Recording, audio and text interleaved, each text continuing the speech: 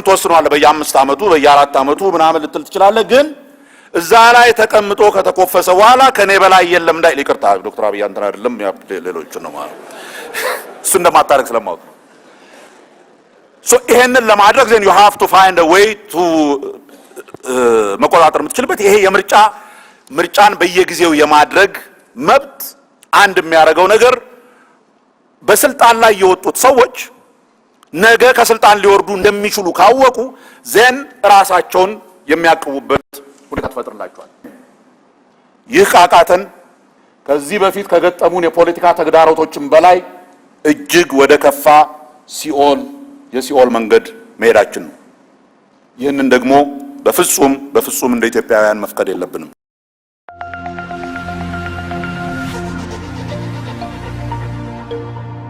እንኳን ለገና በዓል በሰላም አደረሳችሁ እያልን የ30% ታላቅ ቅናሽ ያገኙ እንሎታለን። መጪውን በዓል ምክንያት በማድረግ በአገር ውስጥና ከአገር ውጪ ለሚኖሩ ደንበኞቻችን ታላቅ ቅናሽ ይዘንሎት መጥተናል። በመሃል ፒያሳ ከአብሮት ቤተ መጻሕፍት አቅራቢያ አራዳ ፓርክና ወዳጅነት ፓርክ ፊት ለፊት የ30% ታላቅ ቅናሽ የተደረገባቸውን አፓርትመንቶች እንሆ ይሎታል። ባለ 1 መኝታ በ3.6 ሚሊዮን ብር አጠቃላይ ክፍያ ባለ 2 መኝታ በ6.9 ሚሊዮን ብር አጠቃላይ ክፍያ ባለ 3 መኝታ በ9.5 ሚሊዮን ብር አጠቃላይ ክፍያ የግሉ ያድርጉ።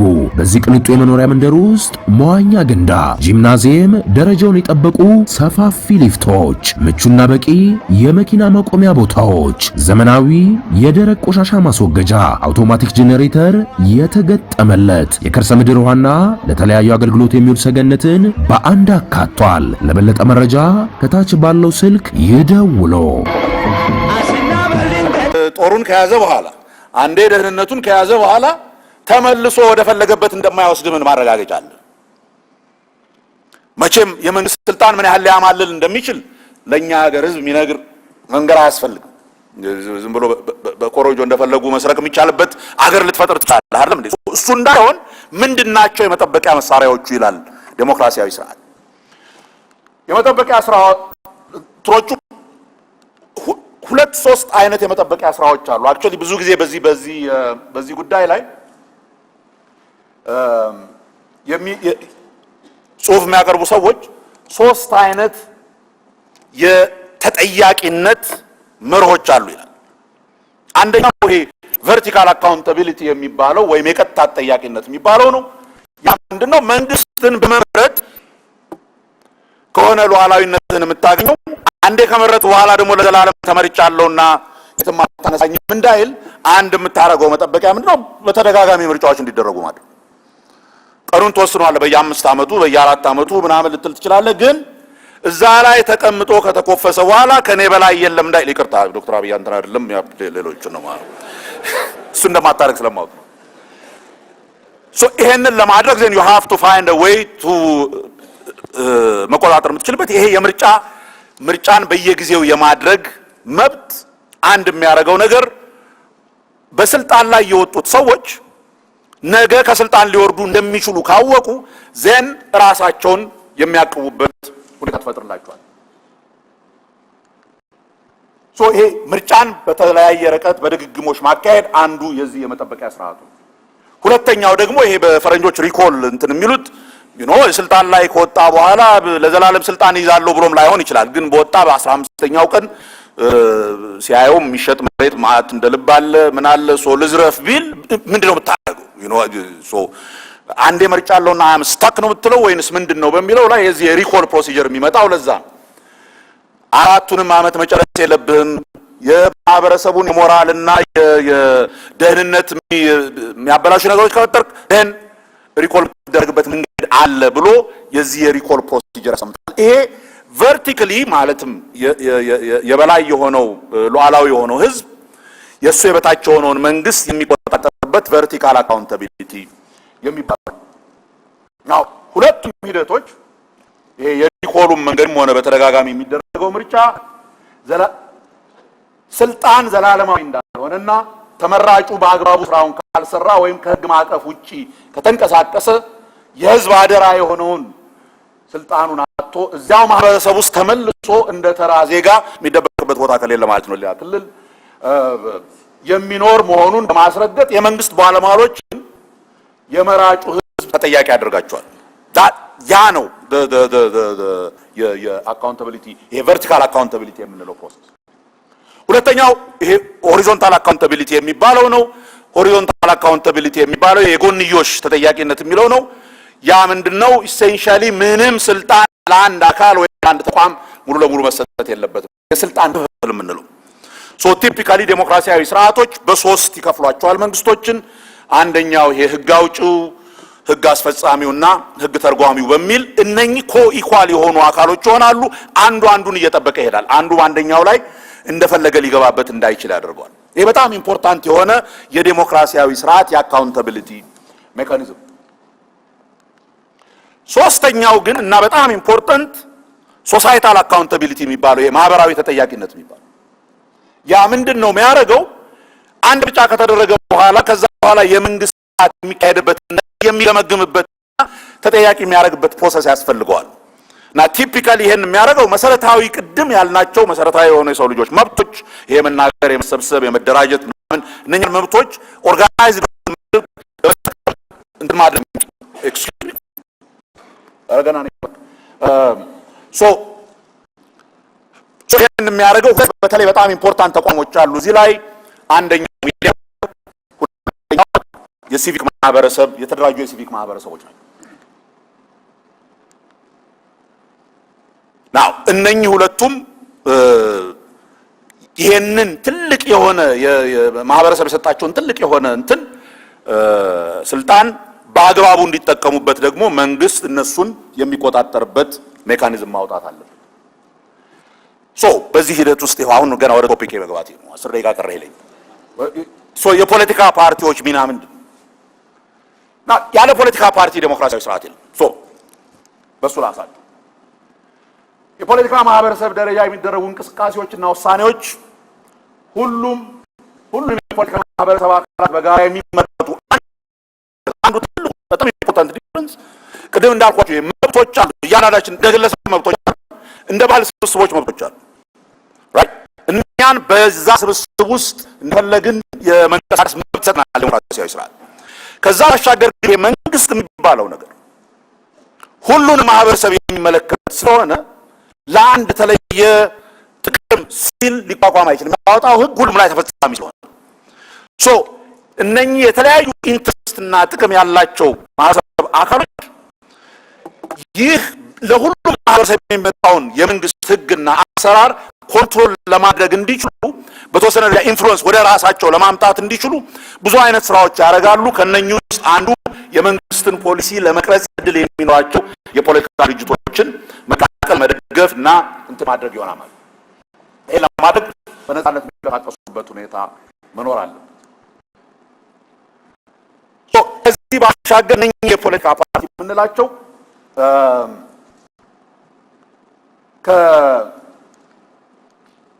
የቅድም ካልኳቸው በአጠቃላይ የሆነ የማህበረሰቡን የእንትን ለማሰባሰብ ከሚያደርጉት ነገር ባሻገር የተወሰኑ ኮንስትራክቲቭ የሆነ በጣም አስፈላጊ የሆነ ሚና አላቸው። ዴሞክራሲያዊ ስርዓት፣ የተረጋጋ ዴሞክራሲያዊ ስርዓት ለማምጣት በቶሎ ልሂድባቸው። አንደኛ የማህበረሰቡን አመለካከት ይቀርጹታል። ይሄ ኦርጋናይዝድ የሆነ አመለካከት በህብረተሰቡ ውስጥ እንዲኖር የሚያደርጉት የፖለቲካ ድርጅቶች ነው።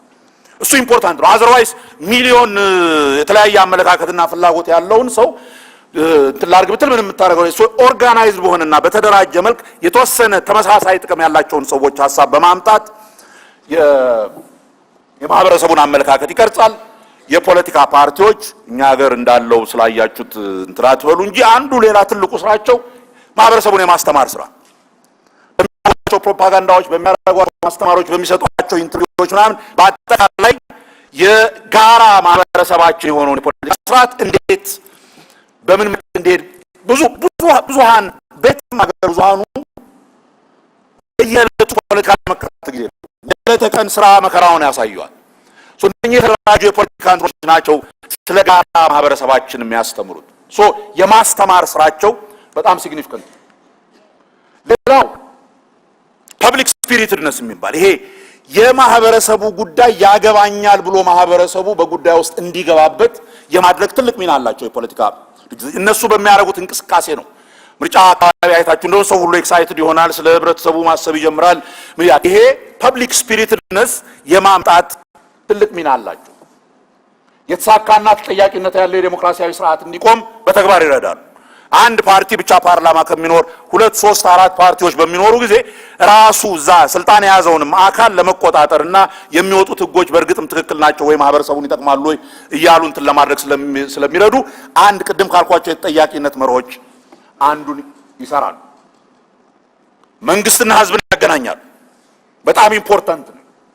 የመንግስት ስልጣን የተቆጣጠረው ፓርቲ ራሱ ከመራጩ ህዝብ ጋር የሚገናኘው ድረስ በዘጋቸው የፓርቲ አካሎች ሆኑ ህብረተሰቡ የሚለውን ለመንግስት የሚያቀርቡት እነኚህ የፓርቲ አካሎች ናቸው።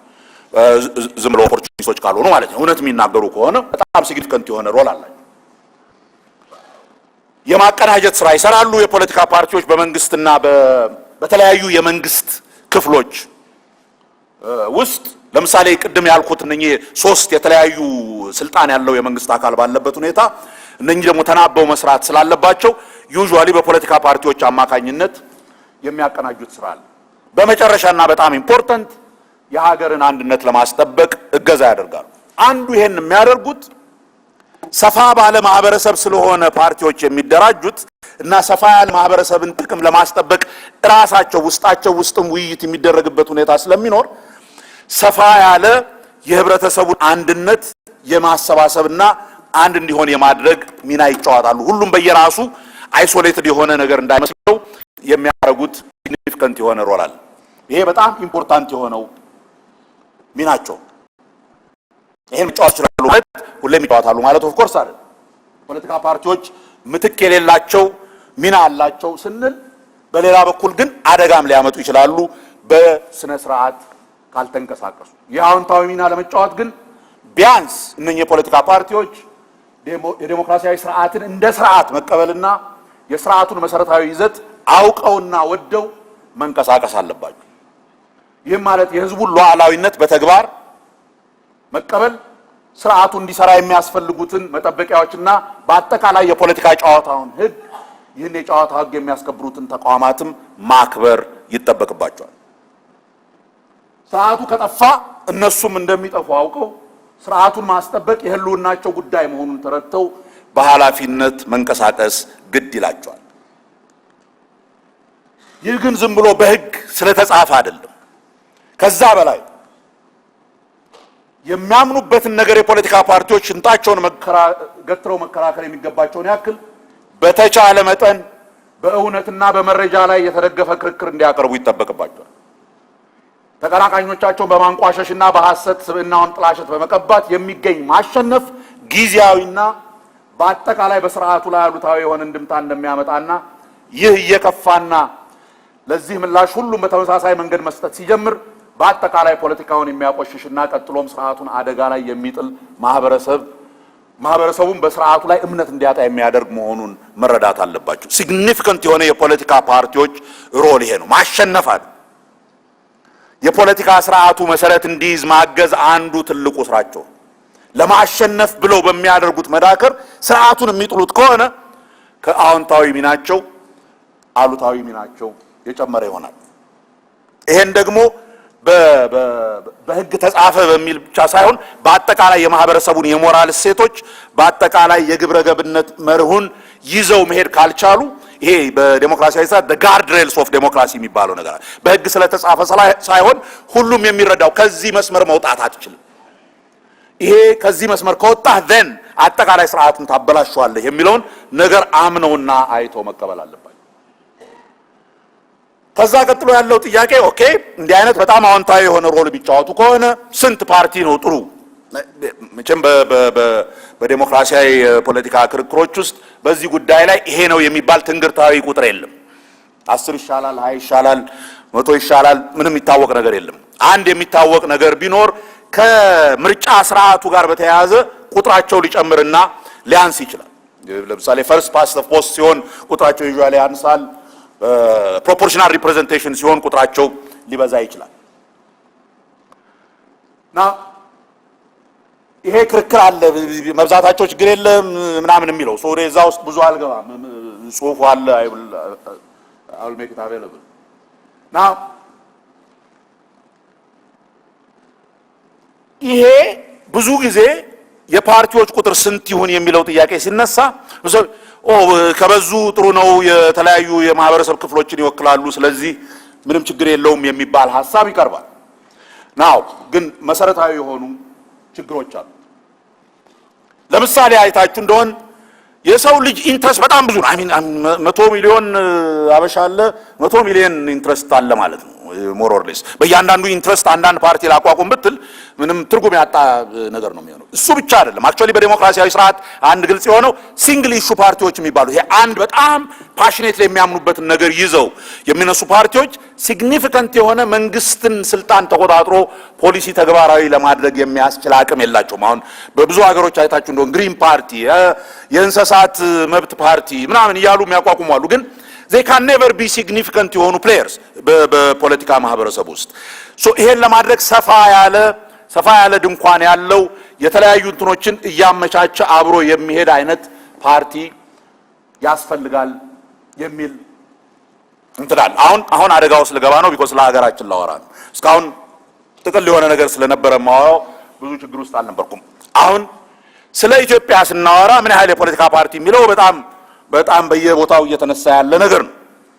ናው ባለፈው ጊዜ የፖለቲካ ፓርቲዎች ስብሰባ ባደረግን ጊዜ 4-5 ፓርቲ በላይ እዚህ ሀገር ምን ያደርጋል ምናምን የሚል እንትን ሲነሳ ነበር። ብዙ ሰው የሚያምንበትም ይመስላል። ግን ለማንኛውም የፖለቲካ ፓርቲዎችን ቁጥር ለመቀነስ ምንድነው የሚያስቸግረው? ለምንድነው አስቸጋሪ ነው? በመጀመሪያ አንድ በጣም መረዳት ያለብን የኢትዮጵያ ፖለቲካ ፓርቲዎችን ስንመለከት ይሄ በአስተሳሰብ በአይዲዮሎጂ ልዩነት የምትሉት ነገር በጣም ትንሽ ነው። እኛ እንደ አርበኞች ግንቦት ሰባት በቅርብ ብዙ ፓርቲዎችን ለማነጋገር እንትን ብለን እስከ ፓርቲ ፕሮግራማቸውን እንይ ብለን ሰብስበን ነበር።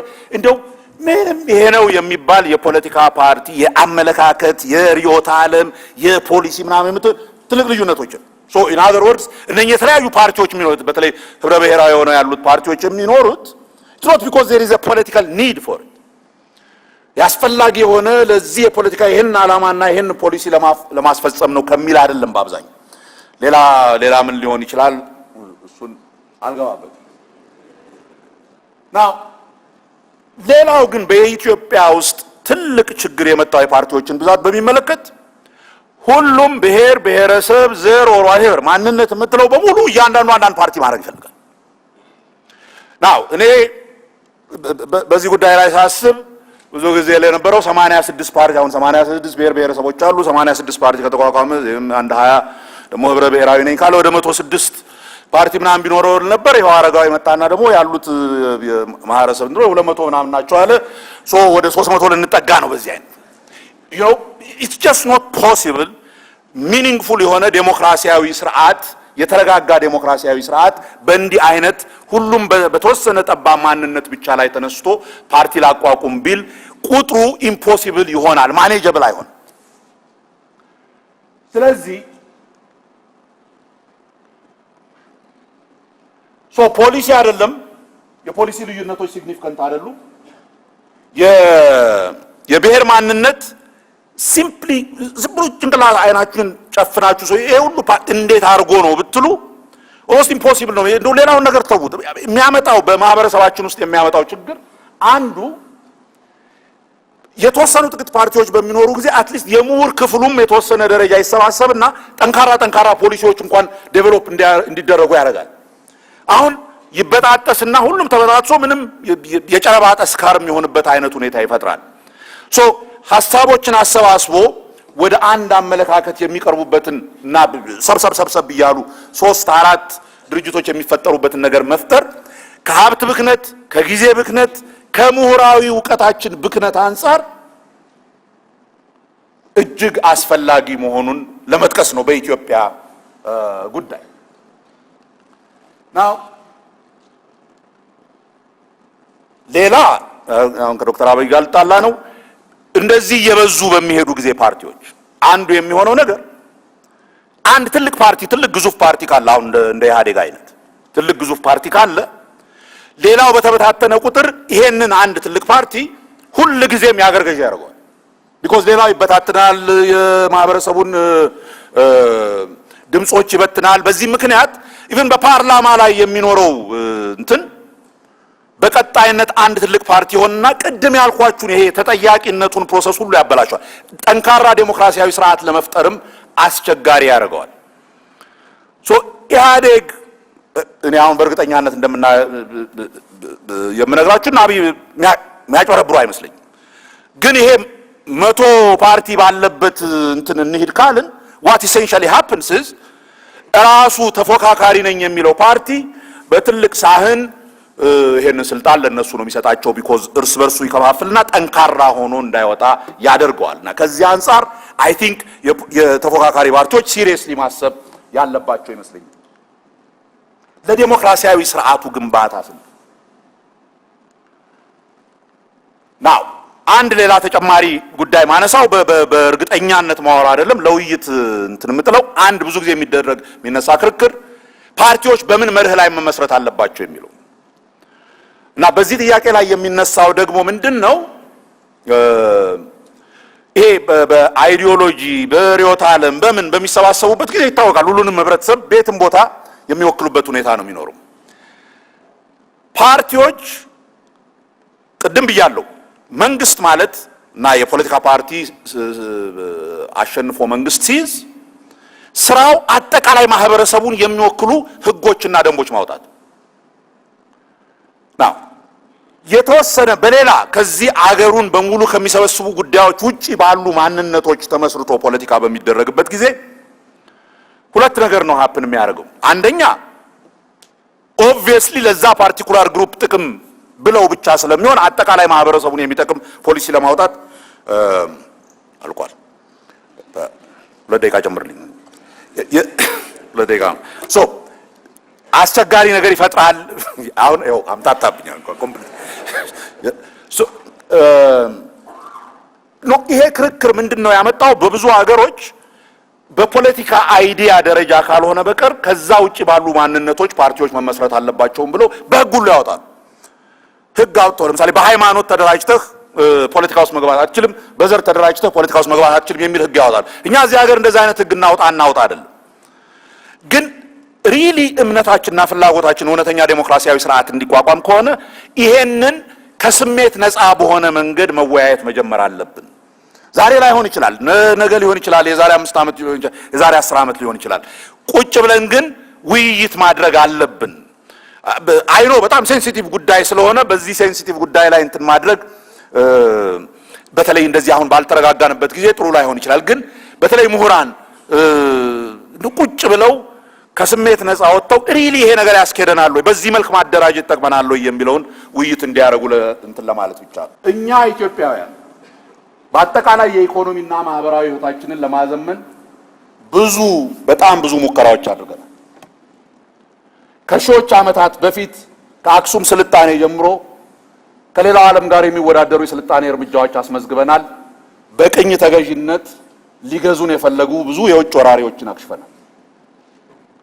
እነኚህን ሁሉ ያደረግነው ሰፋ ባለ ማህበረሰብ ታቅፈን በውስጣችን ያሉ ልዩነቶችን አቻችለን በተለያዩ የፖለቲካ ስርዓቶችና የመንግስት አይነቶች ውስጥ አልፈን በቅርብ ታሪካችን የፖለቲካ ህይወታችንን ማህበራዊ ኑሯችንን ለመቀየር ታግለናል፣ ወድቀናል፣ ተነስተናል፣ ብዙ ደም አፍሰናል። ባለፉት 50 ግድም ዓመታት እንኳን ለ3 አብዮታዊ የሚባሉ ደም አፋሳሽ የለውጥ ሙከራዎችን አድርገናል። ይህ ሁሉ ትግል ግን በእርግጥም ህብረተሰባችንን ወደሚፈልገው የዝመና ጉዞ በተረጋጋ መንገድ ሊያስኬደው የሚያስችለው የፖለቲካ ስርዓት መፍጠር አላስቻለንም። ለመጀመሪያ ጊዜ በታሪካችን እውነተኛ ዴሞክራሲያዊ ስርዓት መፍጠርን አሁን ባለንበት ጊዜ የማህበረሰባችን ዋና አጀንዳ ሆኗል። ይህ በጣም ጥሩና ተስፋ ሰጪ ጅምር ነው። ይህን ስርዓት ለመፍጠር ጀማሪዎች እንደመሆናችን መጠን ይህን አይነት የፖለቲካ ስርዓት በጥሩ መደላድል ላይ ለማስቀመጥ በጣም ብዙ ተግዳሮቶች ከፊታችን ይገጥሙናል። ያም ሆኖ ግን እኛ እንደ አዲስ ለመፍጠር የምንፈልገው ስርዓት ሌሎች የሰው ልጆች ቢያንስ ላለፉት 2 በላይ ምዕተ ዓመታት እየወደቁ እየተነሱ የሞከሩት ስለሆነና ከሰው ልጅ የፖለቲካ ማህበረሰብ ፈጠራ አንጻር ከነብዙ ችግሮቹ ከዲሞክራሲያዊ ስርዓት የተሻለ የፖለቲካ ስርዓት ለመፍጠር ስላልተቻለ ከነሱ ተምረን ግን እንዳለ ዝም ብለን ኮፒ በማድረግ ሳይሆን ከኛ ለየት ካለ ግን ደግሞ ተመሳሳይ ሁኔታ ጋር የሚስማማ አድርገን የመቅረጽ ኃላፊነት ነው አሁን ከእጃችን ላይ የወደቀው። ይህ ከባድ ስራ ነው፣ ግን ከመስራትና ከግቡ ከማድረስ በቀር ሌላ ምርጫ የለንም። ይህ ካቃተን ከዚህ በፊት ከገጠሙን የፖለቲካ ተግዳሮቶችም በላይ እጅግ ወደ ከፋ የሲኦል መንገድ መሄዳችን ነው። ይህንን ደግሞ በፍጹም እንደ ኢትዮጵያውያን መፍቀድ የለብንም።